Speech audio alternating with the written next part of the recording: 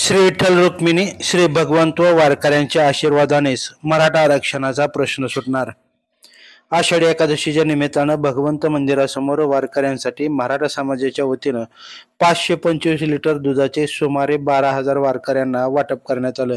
यावेळी आयोजक आनंद काशेत म्हणाले, आषाढी एकादशीच्या निमित्तानं दूध वाटून वारकऱ्यांची सेवा आम्ही करीत आहोत। या वारकऱ्यांच्या सोबत श्री भगवंत श्री विठ्ठल रुक्मिणी यांच्या आशीर्वादाने जरांगे पाटलांच्या लढ्याला यश येईल आणि मराठा समाजाचा आरक्षणाचा प्रश्न कायमस्वरूपी निकाली निघेल असा विश्वास आम्हाला वाटतो।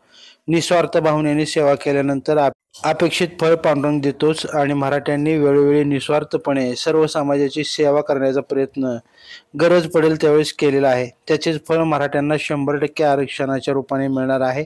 29 ऑगस्ट रोजी जरांगे पाटील कोट्यावधी मराठ्यांसह मुंबईमध्ये आरक्षणाच्या लढ्यासाठी जाणार आहेत। त्या लढ्याला श्री विठ्ठल रुक्मिणी श्री भगवंत व वारकऱ्यांच्या आशीर्वादाने यश मिळो एवढीच प्रार्थना या निमित्ताने करत आहोत।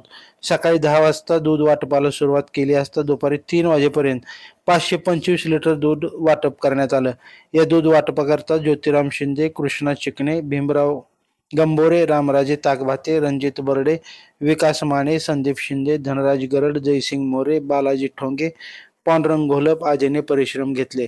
ताज्या घडामोडी जाणून घेण्यासाठी लाईव्ह महाराष्ट्र झोन न्यूजच्या यूट्यूब चॅनलला सबस्क्राईब करा, तसेच बेल आयकॉनवरती क्लिक करा।